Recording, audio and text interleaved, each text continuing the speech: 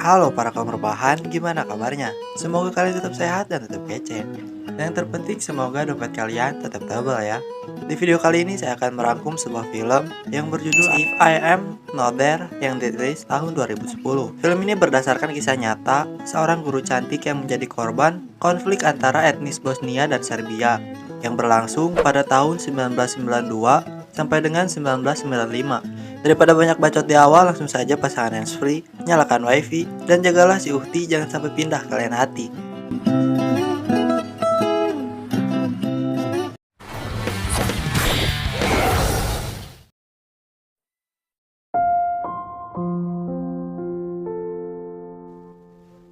Film diawali dengan memperlihatkannya tokoh utama, yaitu Samira, seorang guru muda nan cantik yang mendapat tugas mengajar di sebuah desa terpencil. Baru beberapa hari menunaikan tugasnya, dia harus terjebak dalam konflik yang melanda daerah itu, yang mana semua para tawanan pria akan dibunuh dengan keji, dan para wanita akan dipaksa melayani hasrat tentara keji yang tak punya hati nurani.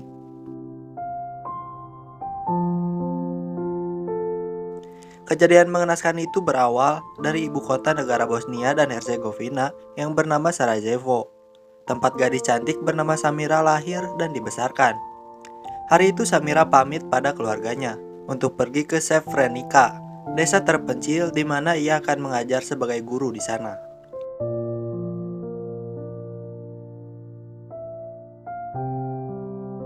Setelah menempuh perjalanan selama kurang lebih 2 jam menggunakan Damri, sampailah Samira di Srebrenica yang suasana kotanya berbeda jauh dengan kota kelahirannya.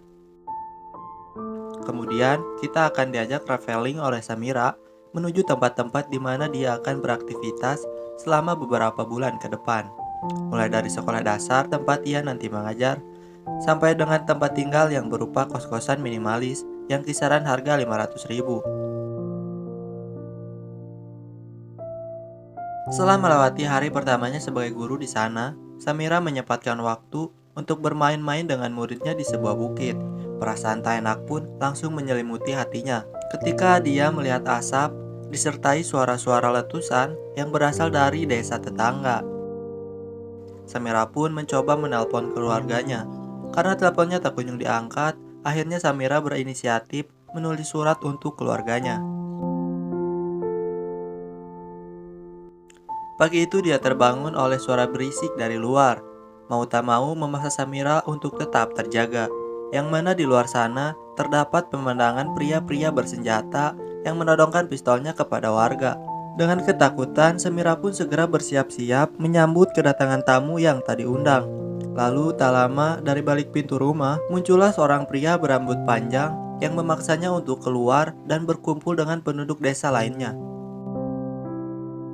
Dengan menembakkan beberapa butir peluru ke udara, kumpulan pria bersenjata itu dengan mudah menggiring Samira dan penduduk desa untuk bergegas menuju tempat yang mereka tuju. Di sebuah bangunan kosong, mereka kemudian dibagi menjadi 2 kelompok berdasarkan gender.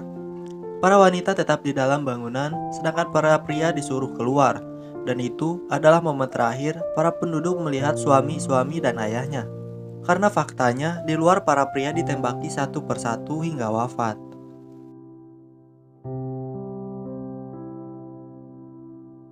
Para wanita yang baru saja menjadi yatim dan janda itu kemudian diangkut menggunakan bis Madonna menuju markas komplotan itu. Setelah menempuh perjalanan panjang, sampailah mereka di suatu kawasan di mana terdapat bangunan yang akan menjadi tempat mereka ditawan. Karena sudah terlalu lelah, para wanita itu langsung beristirahat dengan menggunakan alas seadanya.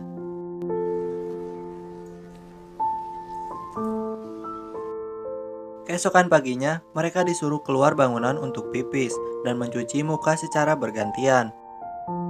Karena tidak mendapat konsumsi dan tempat istirahat yang layak, para wanita berusia uzur pun mulai jatuh sakit. Tenaga medis yang hanya berjumlah 1 orang dengan peralatan terbatas nampaknya tak mampu memberikan banyak pertolongan kepada mereka.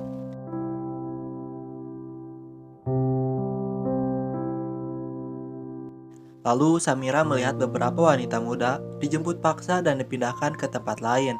Sadar kalau para cantiknya akan menimbulkan bahaya bagi diri sendiri, Samira mulai mengenakan hijab dan terus berdekatan dengan anak kecil agar dikira seorang ibu-ibu tua. Namun penyamaran itu sia-sia karena dari awal Samira sudah ditandai oleh pria-pria jahat itu. Tiba-tiba dia dipanggil oleh seorang pria yang akan membawanya ke suatu tempat.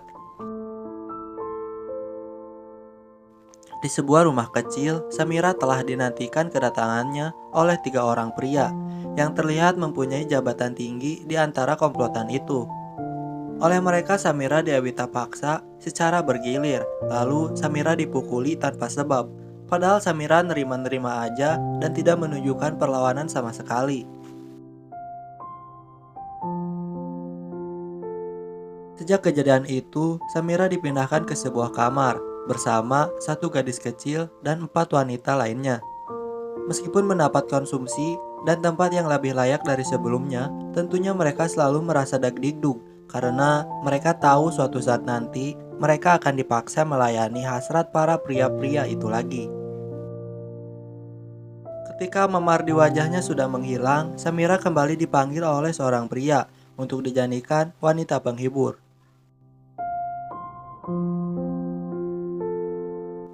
Suatu hari, satu-satunya gadis kecil di kamar itu dijemput oleh seorang pria berseragam yang mengaku kalau dirinya adalah teman dari ayah sang gadis kecil. Dengan tatapan curiga, Samira hanya bisa pasrah dan melepas kepergian gadis kecil itu. Saat si gadis kecil dikembalikan, firasat buruk Samira terbukti tepat. Si gadis kecil pingsan dengan luka parah di punggungnya. Setelah mendapat pengobatan serba minim oleh Samira dan teman sekamarnya, gadis kecil yang malang itu akhirnya menghembuskan napas terakhir di sana.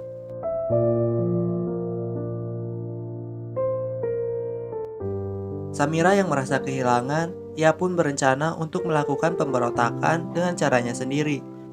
Teman sekamarnya merasa heran kenapa Samira memakai lipstik, sehingga Samira terlihat begitu mencolok di antara wanita-wanita yang lain.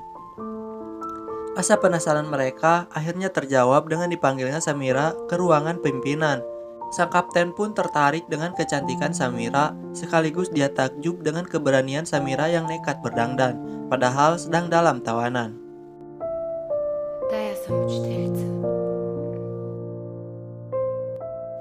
Dengan memakai gaun berwarna merah yang dia miliki, malam itu Samira diantar oleh seorang pengawal menuju rumah kapten. Samira tahu betul apa yang akan dilakukan sang kapten kepadanya. Namun, ia berusaha untuk tetap tenang dan tersenyum manis. Sehingga setelah mengakhiri makan malam, sang kapten pun mulai mendekati Samira dan mulai menitipkan buih permadaninya kepada Samira.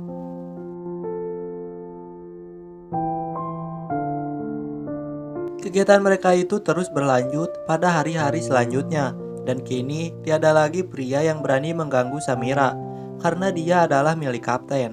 Hal itu juga dimanfaatkan oleh Samira untuk berbagi makanan dengan temannya yang ia dapat dari rumah sang kapten.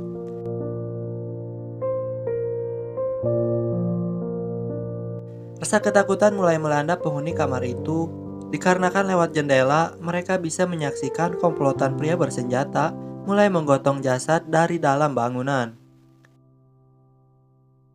Suatu hari datanglah sebuah keajaiban di mana Samira dan teman-temannya mendadak disuruh berkemas kemudian berjalan menuju bis. Tapi sebelum pergi, Samira diharuskan bertemu dulu dengan kapten yang ingin mengucapkan kata perpisahan kepadanya. Lalu sang kapten memberitahukan kalau perang di negara mereka telah usai. Sang kapten memberikan sejumlah uang pada Samira sebagai pegangan di perjalanan.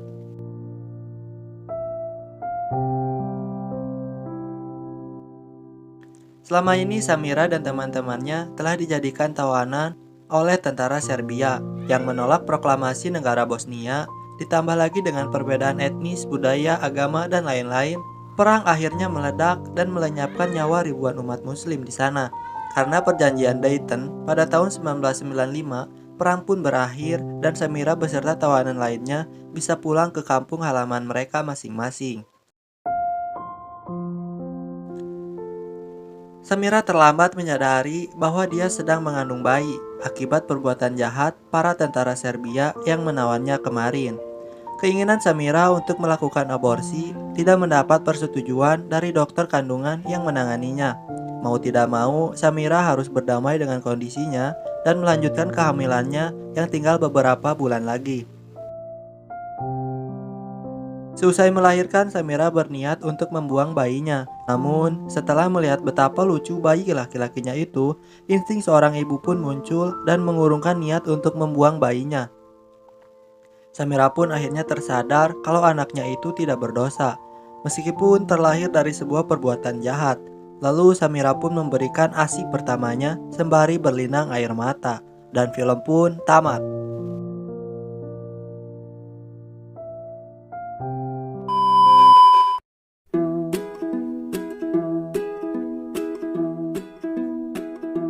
Oke, terima kasih sudah menonton video ini. Jangan lupa untuk menekan tombol subscribe, like, komen, dan share. Dan nyalain juga lonceng motivasinya. Ketemu lagi di video selanjutnya. Burung perkutut, burung kutilang. Sekian dan terima kasih. Bye-bye.